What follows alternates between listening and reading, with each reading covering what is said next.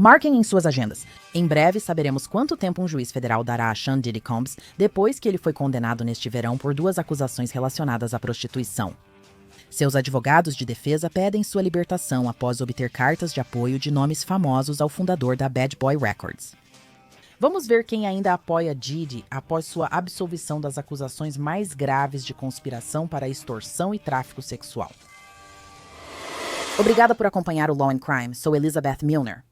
Advogados de Diddy afirmaram que ele já foi punido o suficiente, mas resta saber se o juiz concordará ao sentenciá-lo na próxima semana. Será que isso importa? Ele ainda pode conseguir novo julgamento.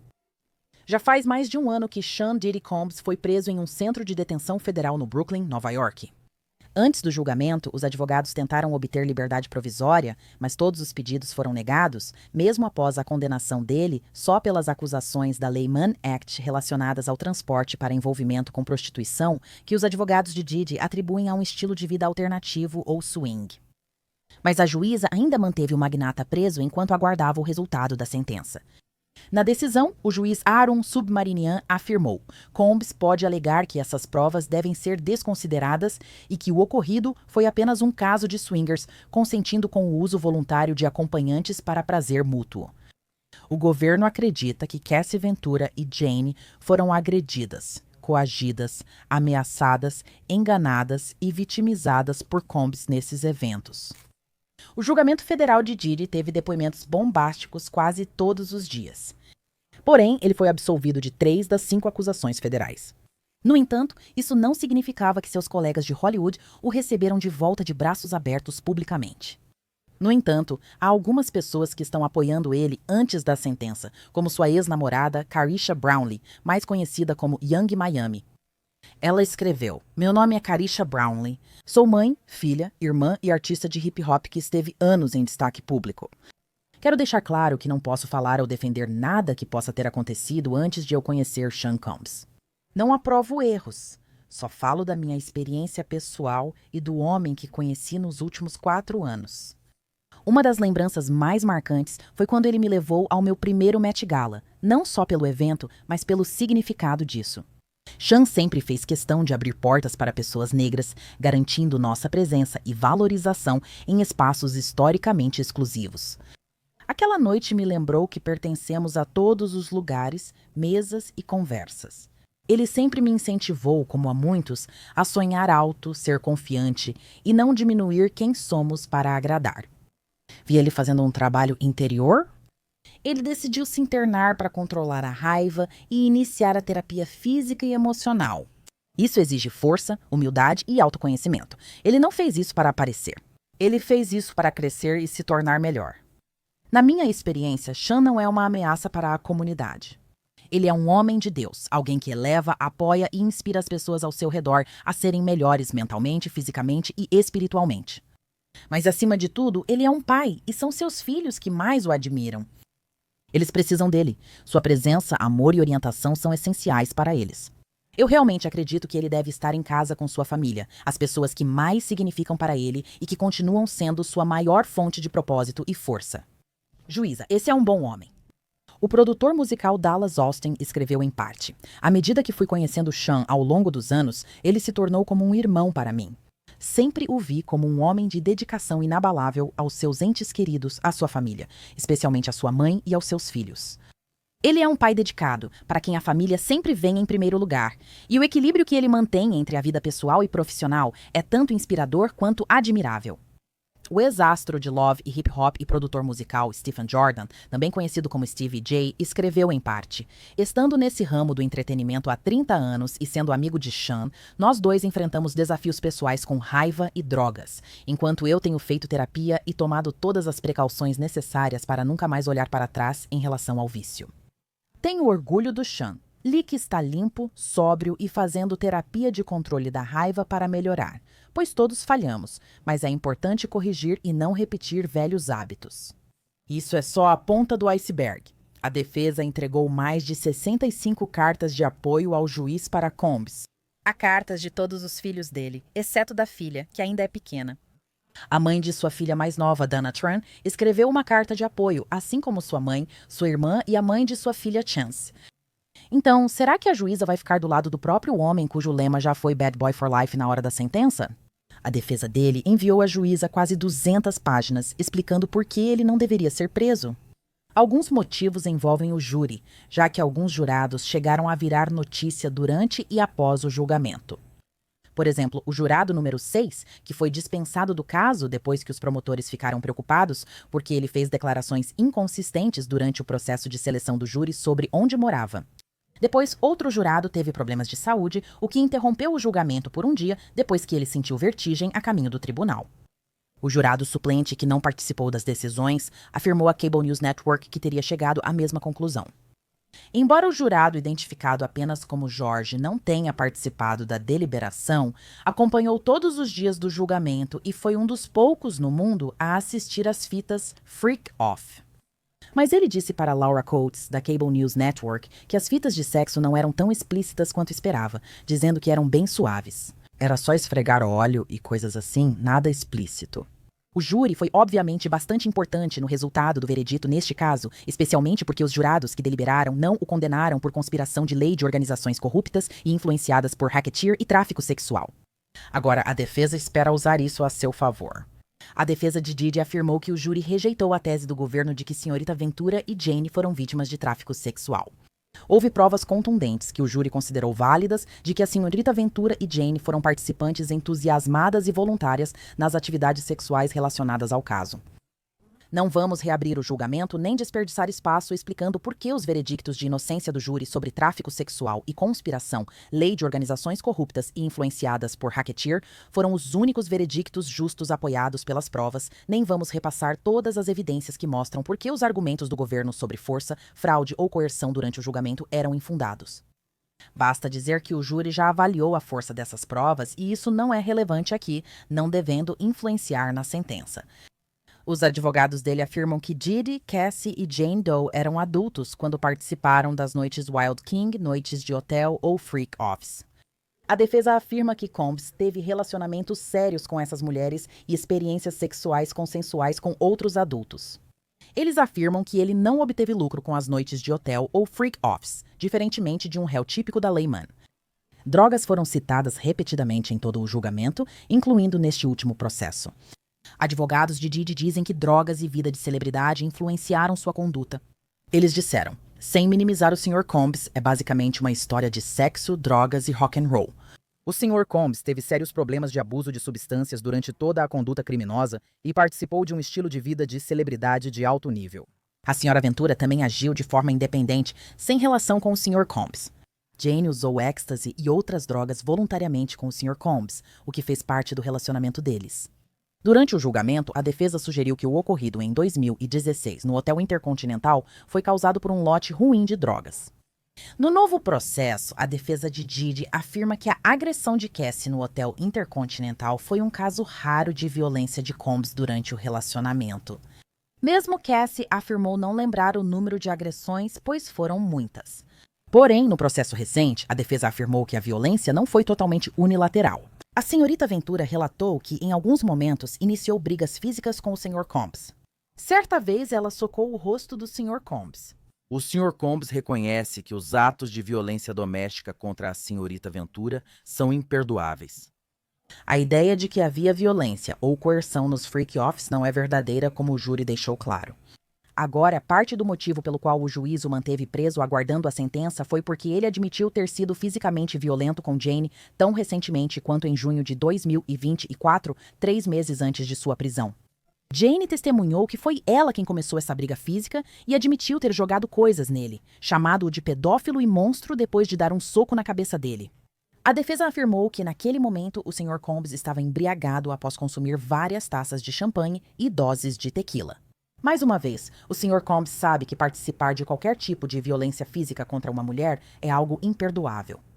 Mas o júri rejeitou o argumento de que a violência fez com que Jane participasse de uma noite no hotel. Ao longo do processo judicial, a equipe de defesa do magnata argumenta que sua condenação não se assemelha a outros casos da Lei Mann, nos quais, por exemplo, o governo limita as acusações a casos envolvendo tráfico sexual de menores ou réus que participam de esquemas de prostituição comercial como cafetões ou operações de garotas de programa. Elas escreveram, abre aspas, em outras palavras, apenas 1% dos casos da Lei Mann que identificamos envolviam os chamados compradores ou clientes.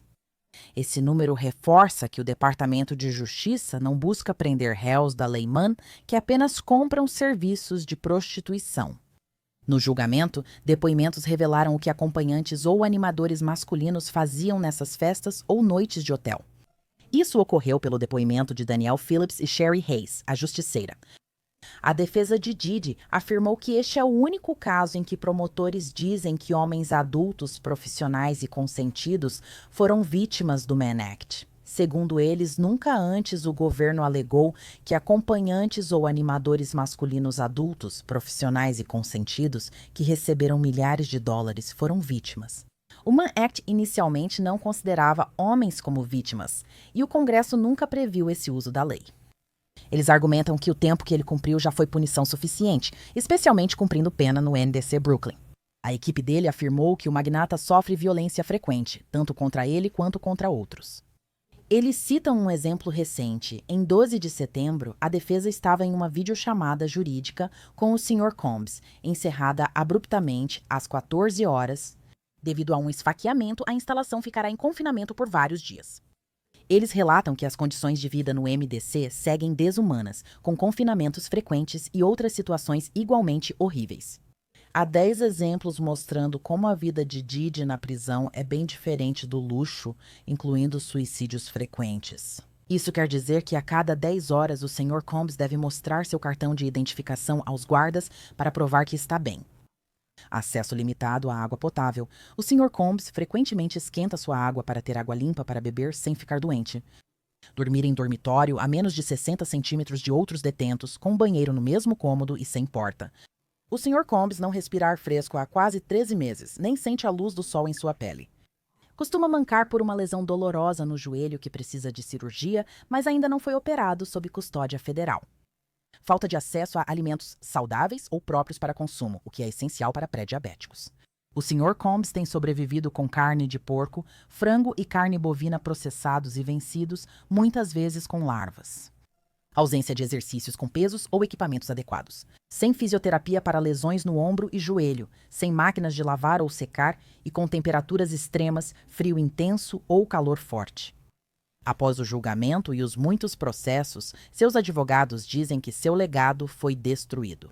Segundo eles, a publicidade negativa e as acusações rejeitadas pelo júri o levaram a enfrentar quase 100 processos, a maioria de pessoas desconhecidas, com alegações inventadas por quem busca lucrar com a queda do Sr. Combs. Infelizmente, esses processos envolveram sua família, incluindo sua mãe de 84 anos e seus filhos, todos processados em vários estados junto com o Sr. Combs. Eles escrevem, apesar da vida ruim no MDC, o Sr. Combs teve muitas outras perdas. Desde sua prisão e condenação pela Lei Mann, essas e outras consequências em sua vida foram devastadoras. Ele foi separado da família, enfrenta contas legais crescentes devido à acusação e processos judiciais resultantes da coletiva tendenciosa do procurador Damian Williams e está no MDC há mais de um ano, apesar de sempre querer lutar contra o caso. Seus advogados citam outros casos em que sua vida foi destruída. Após o processo de Cassie e outros, suas empresas não puderam operar como antes, obrigando-o a demitir mais de 1.000 funcionários. Segundo o documento, alguns funcionários não conseguiram novo emprego devido à antiga associação com o magnata. O caso federal dele também prejudicou muito seus filhos, que foram cancelados e perderam negócios. O programa da família no Hulu foi cancelado após o processo de Cassie. Ele foi removido dos conselhos de 3 escolas charter que ele criou. Ele perdeu o título de doutor honorário da Universidade Howard e teve que devolver a chave de Nova York. E ele teve que deixar a direção da sua emissora de televisão, a Revolt, que, segundo o processo, era uma das 2 redes de televisão negras nos Estados Unidos. Então, no total, a defesa espera que o juiz o condene a uma pena de 14 meses, o que significa que, se o juiz concordar com ele, é provável que ele possa sair da prisão antes dos feriados. Até o momento desta gravação, porém, os promotores ainda não apresentaram suas recomendações para a sentença dele, mas já disseram anteriormente que ele tem um histórico extremo de violência e que as tentativas de minimizar sua conduta mostram que ele ainda é muito perigoso. Foi muita coisa, muito juridiquês e páginas para analisar. Então vamos analisar isso mais a fundo com ninguém menos que a advogada criminalista Safa Robinson. Ferrer Safa, sempre um prazer te ver. Obrigada por estar aqui comigo. Vamos recuar um pouco. A sentença de Diddy está próxima e ele precisa de apoio. A defesa enviou várias cartas, inclusive de Young Miami, Dallas Austin, CDJ das mães de Love e Chance, da mãe, irmã e todos os filhos, exceto o mais novo. Mas o que você achou das cartas de apoio? Não me surpreende ver apoio aqui. Isso é comum quando a sentença vai ser anunciada ou cerca de 1 ou 2 semanas antes do início. E muitas vezes os réus e clientes enviam cartas em nome de familiares e entes queridos, dando ao juiz uma imagem mais clara de quem essa pessoa é em geral, ou quem essa pessoa é e o que ela representa para sua família e seus entes queridos.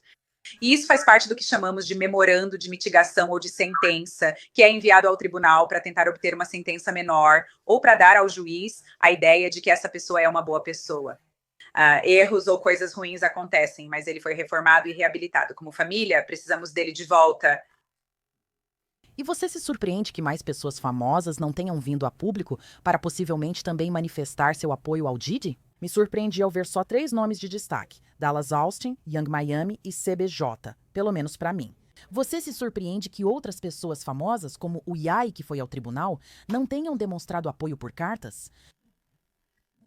Na verdade, não me surpreende muito que não tenhamos ouvido mais de outras celebridades, porque acho que qualquer pessoa com uma equipe de relações públicas competente vai aconselhar a ficar bem longe disso e a não dar nenhuma opinião sobre o assunto. Me surpreende não termos ouvido nada do Yai, mas isso é prerrogativa dele. Sim, ele apoiou durante todo o julgamento. E qualquer pessoa que queira e esteja disposta a apoiar o Sr. Combs durante a fase de sentença e fornecer um memorando ou uma carta, desculpe, pode fazer isso. Mas eu acho que, considerando o que a defesa apresentou ao tribunal, houve uma quantidade significativa de cartas e coisas desse tipo que o juiz pode usar para conhecer outro lado do Sr. Combs, talvez diferente do que o juiz ouviu durante o julgamento. Você acha que alguma dessas cartas influenciou talvez até a sua opinião em relação ao que ouvimos no julgamento versus o que aconteceu depois, ou até mesmo antes do julgamento começar, que fez você mudar de opinião de alguma forma? Eu meio que senti que tudo parecia um pouco repetitivo. Acho que a carta mais cativante que eu tive a chance de ler foi a da mãe dele, e ela faz um ponto muito importante. Ela é uma mulher de 85 anos, ou está na metade dos 80. Ela não sabe quanto tempo ainda tem nesta terra. Então, uma das coisas que eu acho importante e que realmente me tocou e provavelmente tocaria o juiz é o desejo de ter a chance de passar o fim da vida com ela, dando a eles a oportunidade de reconciliar o relacionamento fora da prisão dele, além de permitir que a família possa essencialmente se reunir e satisfazer o desejo dessa mãe de ver seu filho reunido com os filhos dele, seus netos, para que possam seguir em frente e passar o resto da vida dela ou seus últimos anos juntos.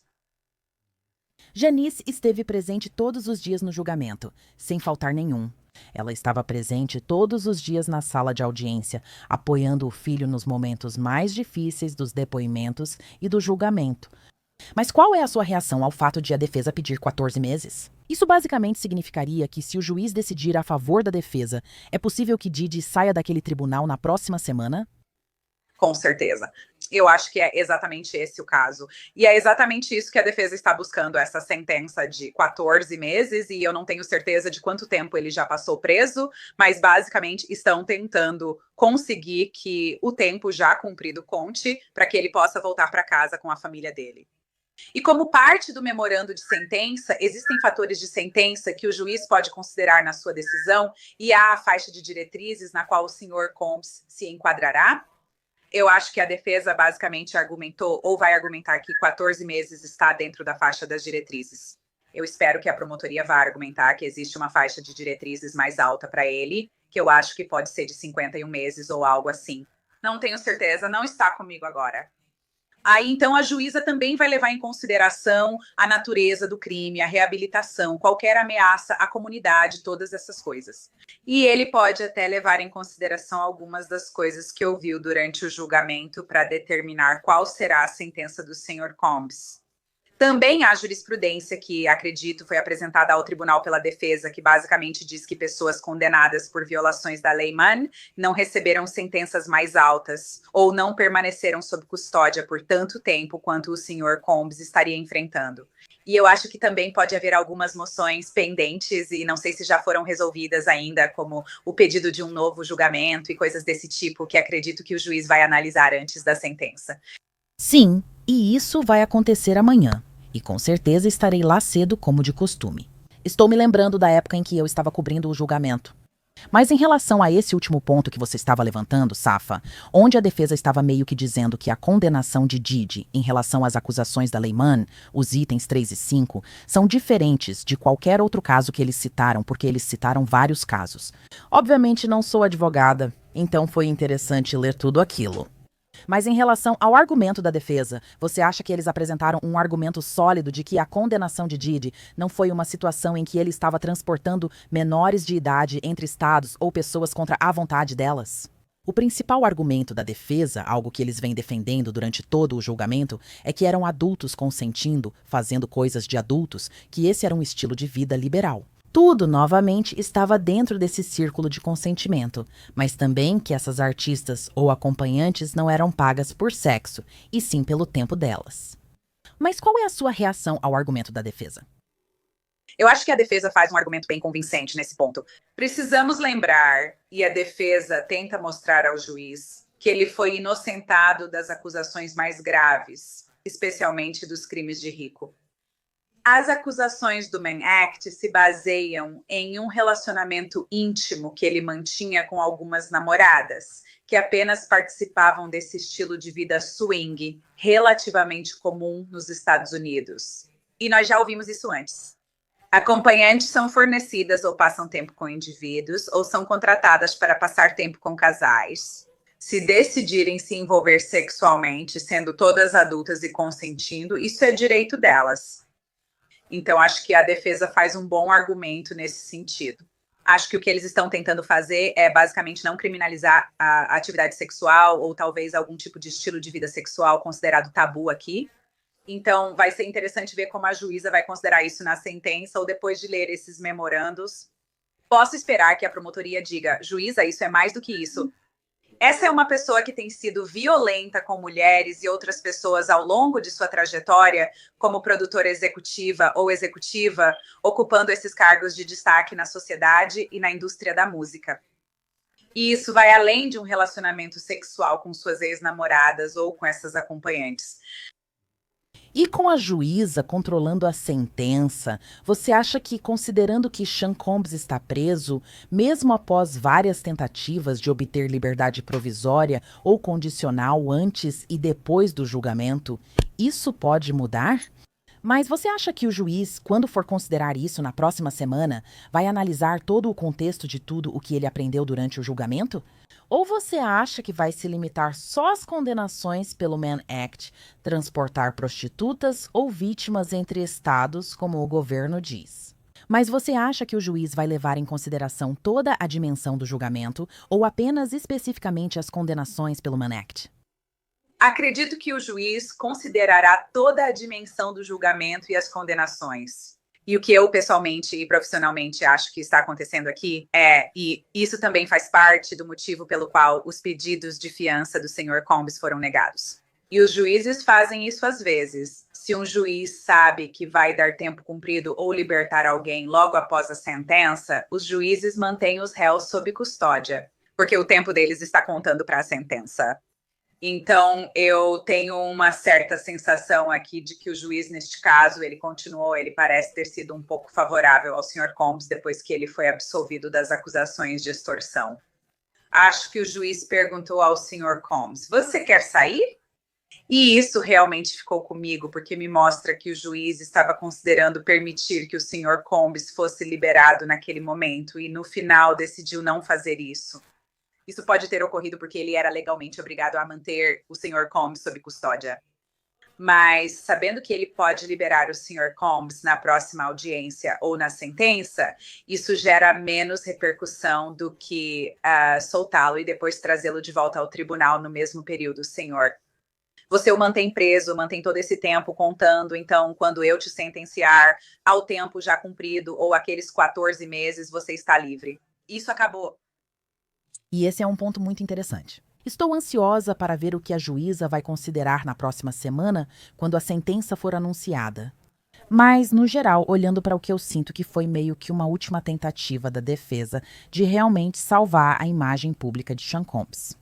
Para mim, parecia que, ao longo das quase 200 páginas do documento, a defesa repetia argumentos já apresentados. Mas também estávamos meio que tendo uma visão interna de como tem sido a vida de Diddy atrás das grades, onde a defesa alegava que ele não teve acesso a ar fresco ou, sabe, opções mais saudáveis em termos de comida, que possivelmente houve exposição a larvas e que ele tem que andar mancando por causa do joelho porque não conseguiu fazer a cirurgia. Todas aquelas coisas que você meio que espera em um sistema carcerário ou em um ambiente de prisão.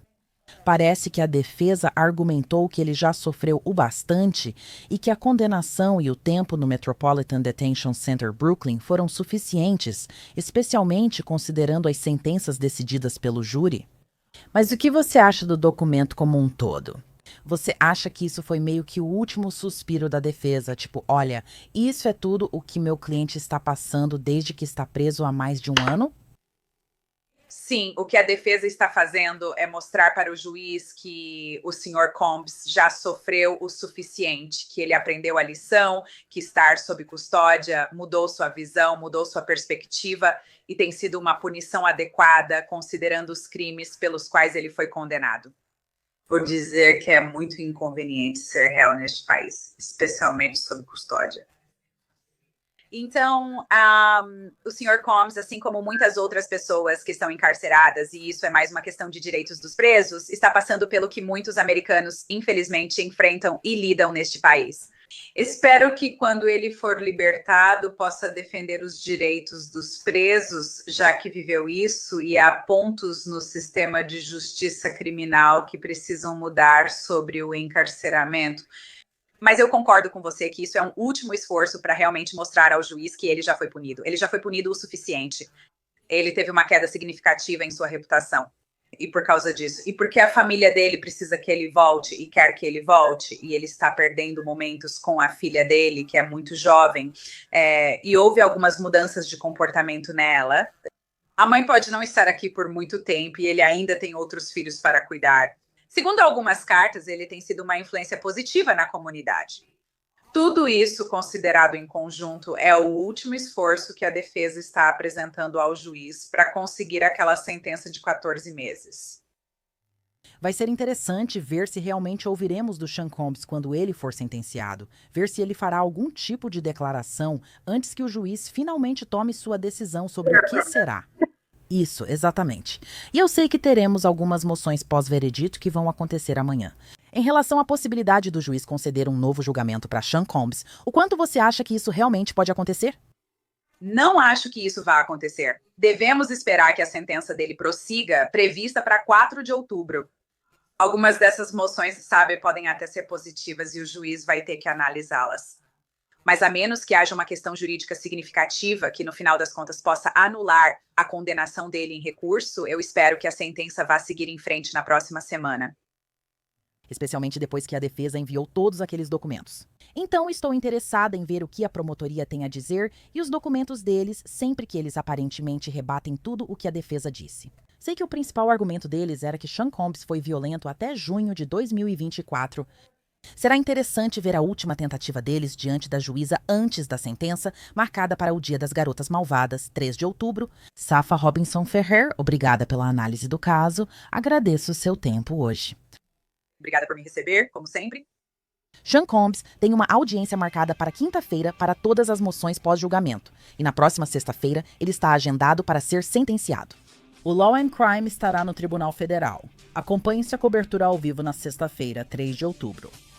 Obrigada por acompanhar o Law and Crime. Eu sou Elizabeth Milner.